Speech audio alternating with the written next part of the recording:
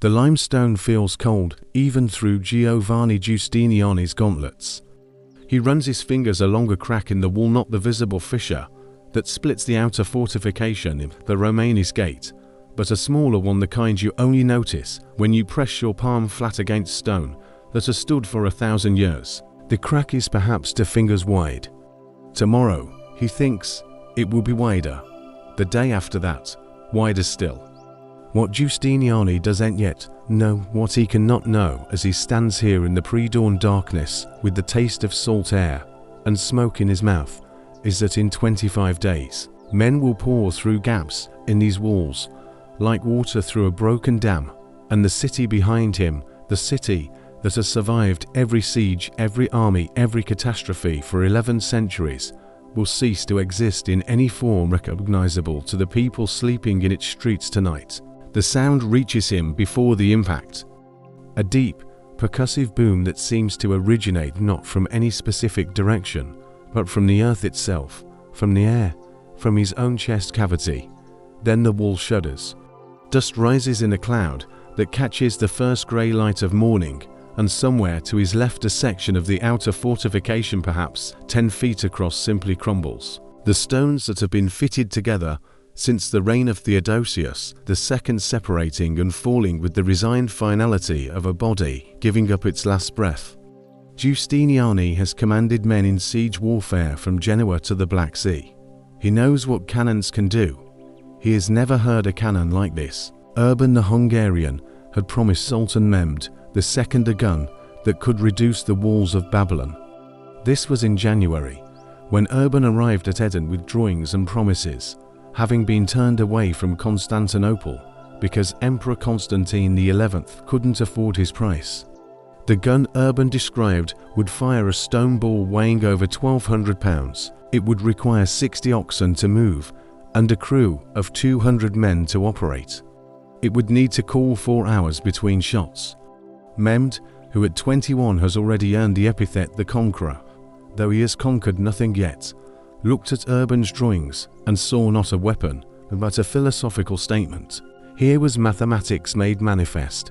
Here was the future breaking down the past. He gave Urban everything he asked for. The gun fires perhaps 7 times a day. Each shot costs more than most men will earn in a lifetime. The powder alone requires ingredients gathered from across the Ottoman Empire. Each shot takes 3 hours to prepare. Each shot has a reasonable chance of causing the gun itself to explode, killing everyone within 50 feet. And each shot, when it connects with the Theodosian Walls, does what no battering ram, no catapults, no army in 1100 years has managed to do. It makes the impossible seem inevitable. Constantine XI Paleolo goes the 11th of that name, the last of his line, though he doesn't know the last part yet, stands in the imperial palace and tries to count his defenders. The number keeps changing, not because men are dying, though some are, but because he keeps recalculating, keeps hoping he's made an error, keeps thinking that perhaps some of the men he counted twice don't exist, and some of the men he didn't count do. The city has roughly 50,000 people inside its walls. Of these, perhaps 7,000 can fight, perhaps. The word does heavy lifting. Some are trained soldiers from the Imperial Guard, men who have drilled in the ancient tactics described in military manuals that haven't been updated since the reign of Justinian.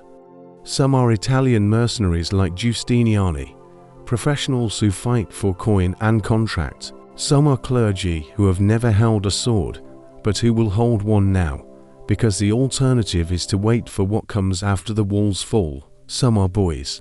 Mehmed has between 80 and 100,000 men. The exact number is disputed by contemporary sources and will be disputed by historians for centuries. But the exact number doesn't particularly matter, because the ratio does. Constantine's men just defend 14 miles of walls, the Theodosian Walls on the landward side, the sea walls along the Golden Horn, and the Sea of Marmara. Mehmed's men can concentrate their force at any point Mehmed chooses. This is the mathematics of siege warfare reduced to its purest form. Defenders spread thin against attackers concentrated. The defenders need luck and endurance and miracles. The attackers need patience and resources and time. Mehmed has all three.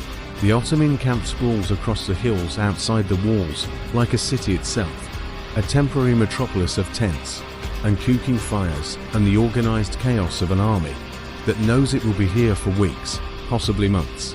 There are janissaries in their white felt caps, professional soldiers who have trained since childhood, who were taken from Christian families as boys under the Devshirme system and raised to be the Sultan's personal infantry. There are Anatolian cavalry with their composite bows and light armor, men who can shoot accurately from horseback at full gallop. There are irregular troops, Bolshevizauks who fight for plunder, who have been promised the traditional 3 days of pillage if the city falls by storm. There are engineers and miners and sappers. There are gunners for the cannons, including the massive gun Urban built, which has been nicknamed Basilica, the King. There are blacksmiths and carpenters, and cooks and prostitutes, and merchants and priests, and all the apparatus of war, which is also the apparatus of a mobile society. Inside the city, people pray. They pray in the Hagia Sophia, beneath the massive dome that has stood since 537, beneath mosaics of Christ and the Virgin that gleam gold in the candlelight. They pray in small churches scattered through the neighborhoods, in private chapels, in their homes. They pray to St. Constantine and St. Helen. They pray to the Virgin Hodegetria, the icon that legend says was painted by St. Luke himself, the icon that has been carried in procession during every crisis for centuries. They pray for deliverance, for intervention, for the miracle that saved the city from the Arabs in 674, from the Avars in 626, from every threat that has ever gathered at these walls. The Theodosian Walls have never been breached. Never. They have stood for 10.5 centuries. They consist of 3 lines of defense. The outer wall 40 feet high studded with towers, the inner wall even taller, and between them a terrace that allows defenders to rain projectiles down on anyone who makes it past the first barrier. These walls have been studied, copied, admired by military engineers across 3 continents. These walls are as much a fact of Constantinople's existence as the bedrock beneath them.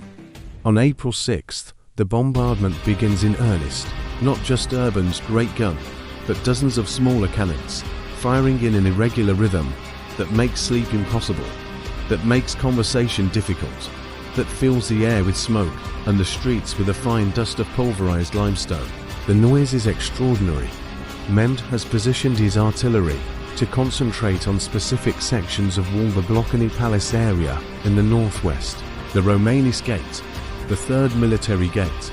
The strategy is simple.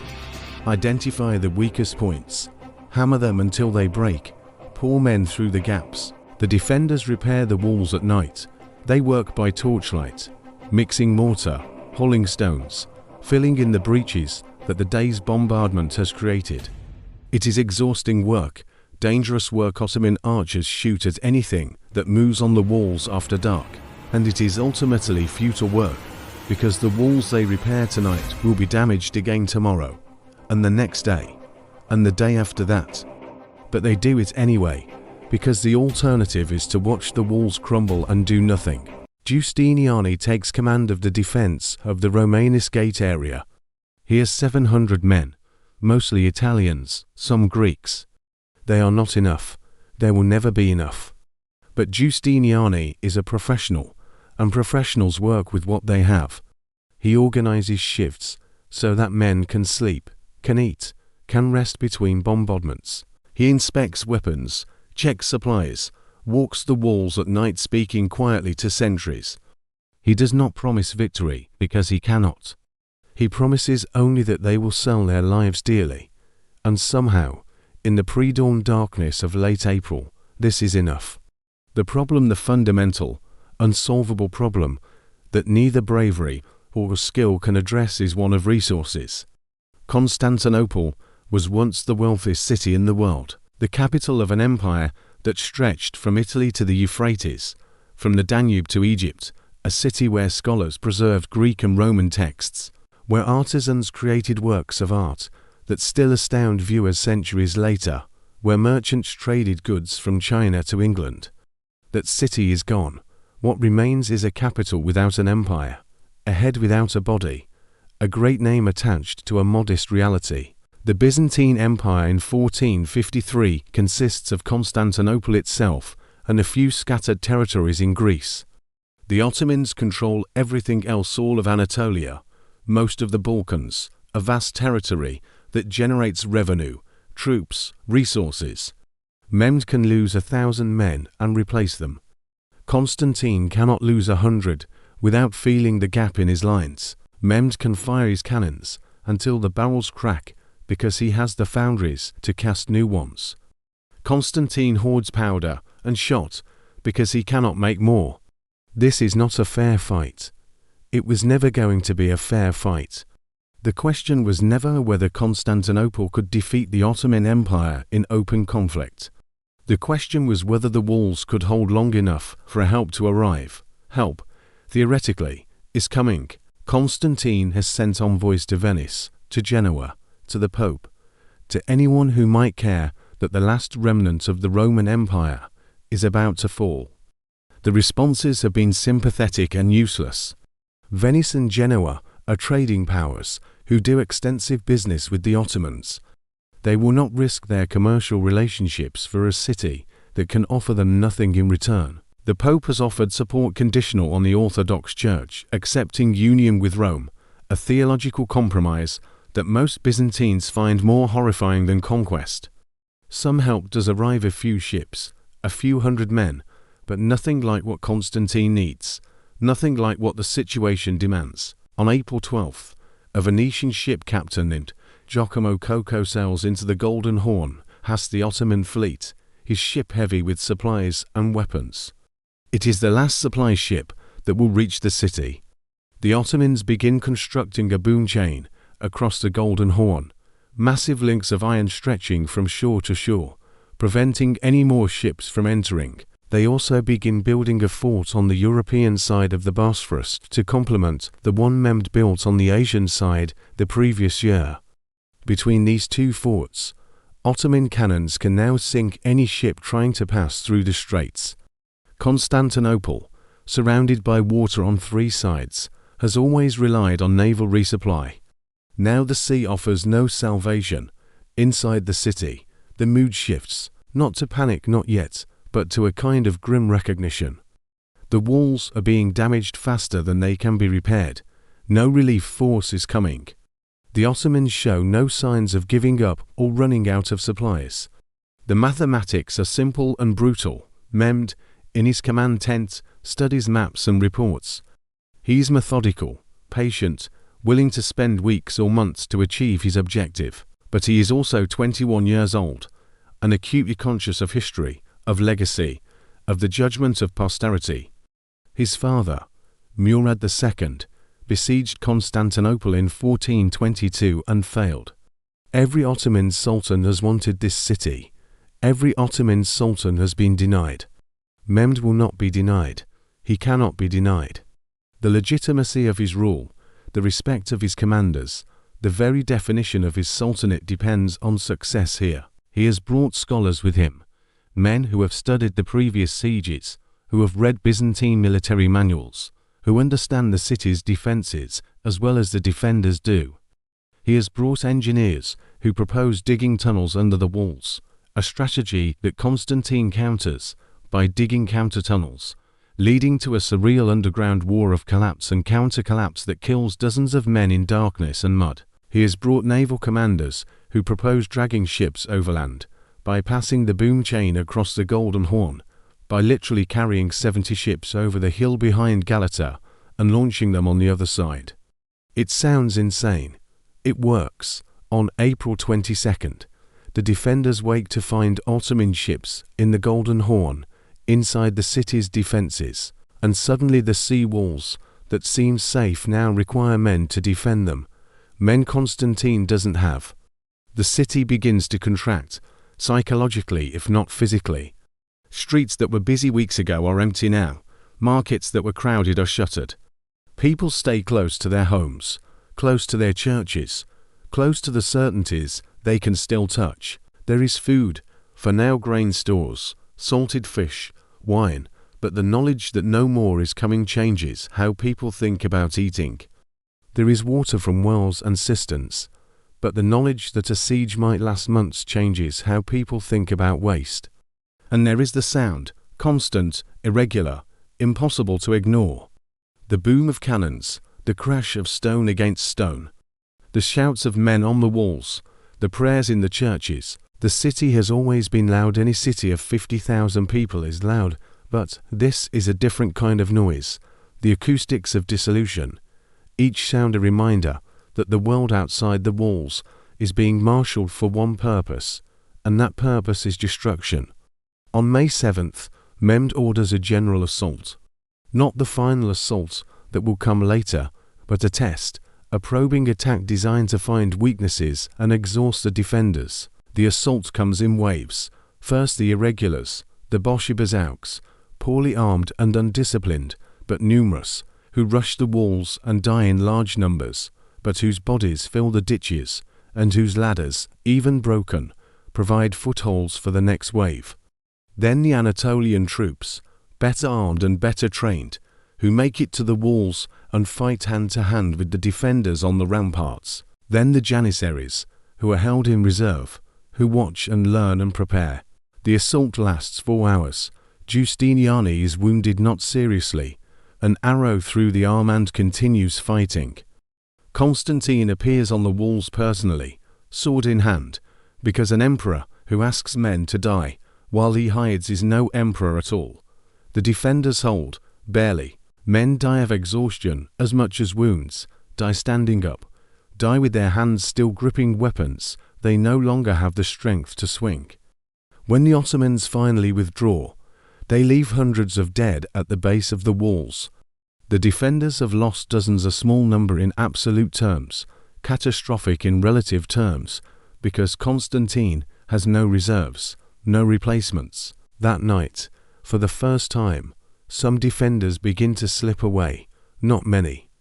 A few dozen, perhaps, men who find boats or swim, or simply disappear into the tunnels beneath the city. No one blames them, exactly. No one even speaks of it, but everyone knows, and the knowledge spreads through the ranks like a slow poison. Even the men who are here, who are fighting, who are brave, understand that this is hopeless. Mehmed offers terms. He does this quietly, through intermediaries, in messages that Constantine is meant to receive, but not to acknowledge publicly. The terms are generous, almost insultingly so. Constantine can leave with his retinue, with his wealth, with his dignity intact. The city will be spared pillage if it surrenders.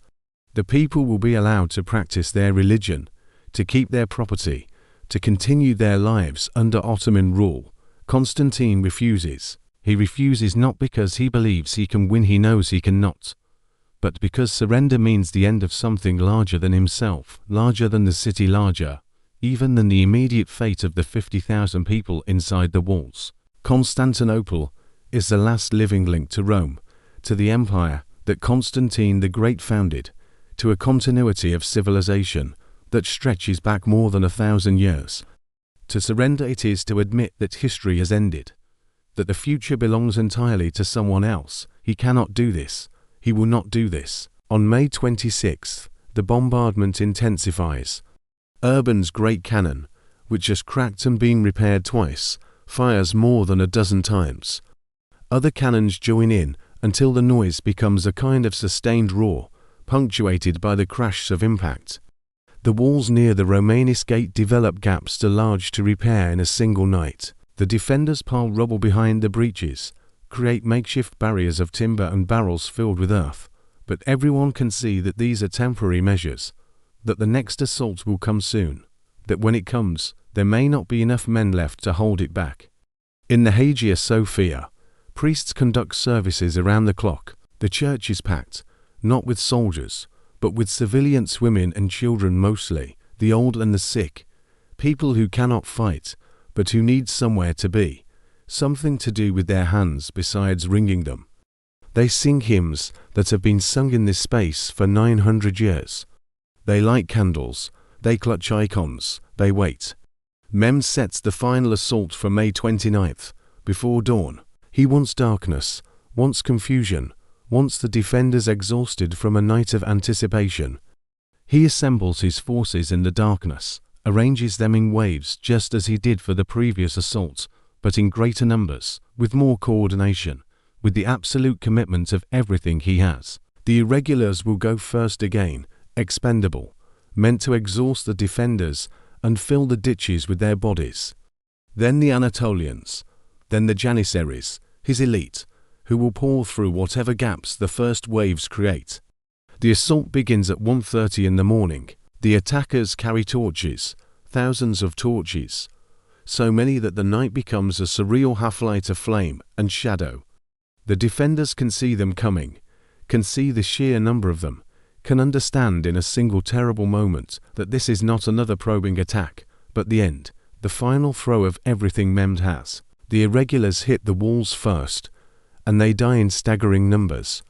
The defenders have conserved ammunition for this moment, and they use it now without restraint: arrows, bolts, stones, anything that can be thrown or shot.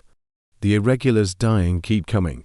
They die and their bodies create ramps. They die and their ladders, even broken, lodge in the rubble of the breached walls and provide footholds.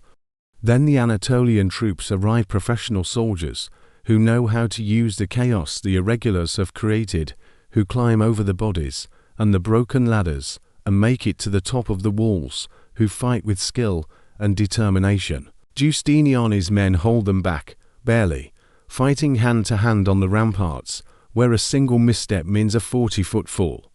At approximately 3 in the morning, Giustiniani is hit, not by an arrow or a spear, but by a projectile from a hand cannon, a new weapon, primitive, but effective at close range. The projectile punches through his breastplate and into his chest. He doesn't die immediately. He will survive 4 hours, will be evacuated from the walls, will be taken by ship away from the city. But he's finished fighting, and his evacuation from the walls is seen by his men, who begin to waver. Constantine appears again, trying to rally the defenders at the Romanus gate, but the Janissaries have found another entry point. A small postern gate, the Kirkaporta, which someone left unlocked whether by accident or betrayal will never be determined. A handful of Janissaries get through, climb to the top of the inner wall, plant Ottoman banners. The defenders see the banners, believe the city has fallen, begin to retreat. What happens next happens very quickly. The Ottoman forces, seeing the banners and sensing victory, surge forward with renewed intensity. The defenders at multiple points along the wall begin to break, not from cowardice, but from the simple realization that there is nothing left to defend with, no reserves to call upon, no miracle arriving. Men flee toward the inner parts of the city. Some make it to the harbor, hoping for ships. Some barricade themselves in churches. Some simply run. Constantine XI Palaeologos, last emperor of the Romans, removes the imperial regalia that would identify him and charges into the melee at the Romanus gate with a handful of companions. What exactly happens to him is not recorded by any surviving witness. He is not seen again. His body is never definitively identified. Legends will later claim he was turned to marble and sleeps beneath the city, waiting to return when Constantinople is free again. The reality is almost certainly simpler and more brutal. He died fighting in the chaos of the final assault, his body lost among thousands of others, the last emperor dying as anonymously as the youngest recruit. By dawn, Ottoman soldiers control the walls and are pouring into the city. Mehmed has promised them 3 days of pillage, the traditional right of an army that takes a city by storm, and they claim what they have been promised. They move through the streets, smashing doors, dragging people from their homes. They take anything of value: gold, silver, jewelry, silk, weapons. They take people, women and children, and sometimes men, to be sold as slaves. They kill those who resist and sometimes those who don't. This is not exceptional cruelty or unusual behavior. This is the ordinary practice of siege warfare in 1453, the price paid by every city that forces an army to fight for entry. In the Hagia Sophia, thousands have taken refuge, believing the church is sacred, that surely even the Ottomans will respect this space. The doors are barred from the inside. Ottoman soldiers break through and find a congregation frozen in prayer, priests still conducting liturgy, people clutching icons and each other. The soldiers begin sorting people young and healthy for slavery, old and sick to be ransomed or released, anyone who resists to be killed. The great church, which has echoed with hymns for 900 years, fills with different sounds now screams, "Please," the practical discussions of men dividing plunder. Mehmed enters the city in the afternoon on horseback, accompanied by his commanders and guards. He rides directly to the Hagia Sophia. What he sees there, his soldiers dividing captives, smashing icons, tearing gold from the altar, apparently troubles him, because he orders the pillaging to stop, declares that the 3 days of plunder are suspended, orders his men to protect the city's infrastructure and population. This is partly pragmatism, a destroyed city is worthless, and partly the gesture of a conqueror who wants to be seen as civilized, as the inheritor of Roman glory rather than its destroyer. He dismounts, enters the Hagia Sophia, looks up at the dome. According to contemporary accounts, he takes a handful of earth and pours it over his head, a gesture of humility before God. Then he declares that the church will become a mosque. The Christian symbols will be covered or removed. The orientation will be adjusted to face Mecca, but the building itself will stand, will continue to serve as a house of worship, will remain the architectural wonder it has been for 9 centuries. The transformation of Constantinople into Istanbul, the name won't become official for centuries, but the reality begins now, happens quickly in some ways, slowly in others. Mehmed declares it the new capital of the Ottoman Empire, begins importing Muslim families to repopulate the city, offers incentives for Greeks and Armenians and Jews to stay or return. He wants a great city, not an empty one, and he is practical enough to understand that great cities require diverse populations, skilled craftsmen, merchants, scholars. The Theodosian Walls remain standing, parts of them are still standing today.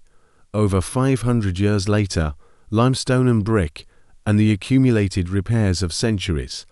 They are ruins now, tourist attractions, picturesque backdrops for photographs. But in 1453, they were the difference between civilization and its absence, between continuity and rupture, between the world that was and the world that would be. The fall of Constantinople does not cause the Renaissance scholars had been fleeing the shrinking Byzantine Empire for decades, carrying manuscripts and knowledge to Italy, but it accelerates, it provides a definitive punctuation mark that helps contemporaries understand they are living through a transformation. The fall does not create the age of exploration. Europeans had been seeking routes to Asia that bypassed Ottoman territory for years, but it intensifies the search, makes it more urgent.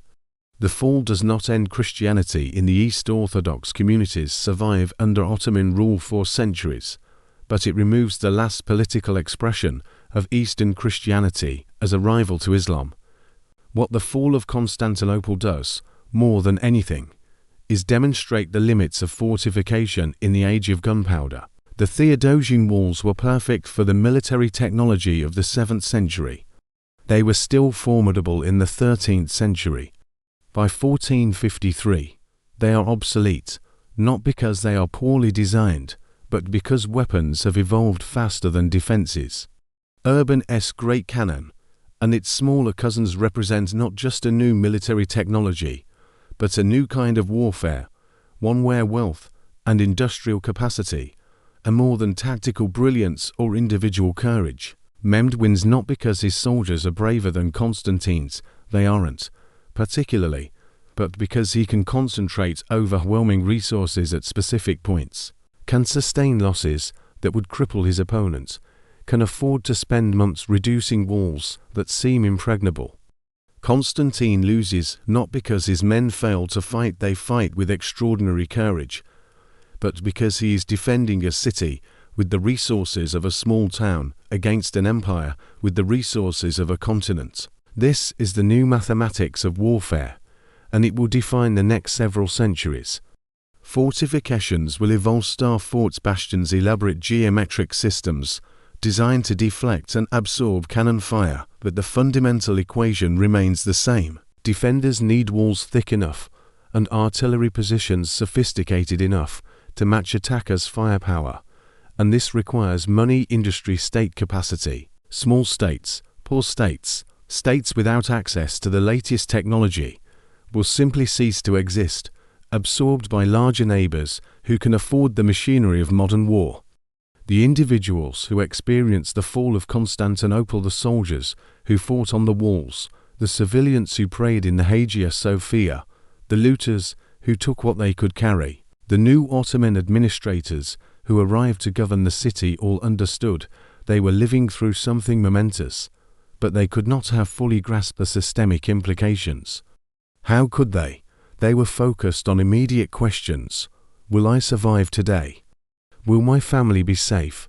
Where will I sleep tonight? The meta-historical significance of their experience, the way later generations would use the fall of Constantinople as a shorthand for an entire era's transformation, would have seemed abstract, almost insulting in its distance from the immediate reality of fire and blood and stone. Giovanni Giustiniani dies of his wounds on June 1st, on the island of Chios, 3 days after being evacuated from Constantinople. His last words are not recorded. Constantine XI dies on May 29th, somewhere near the Romanus Gate, his body never found. Urban the Hungarian disappears from historical record after the siege. Whether he died in an explosion of his own gun or simply returned to obscurity is unknown.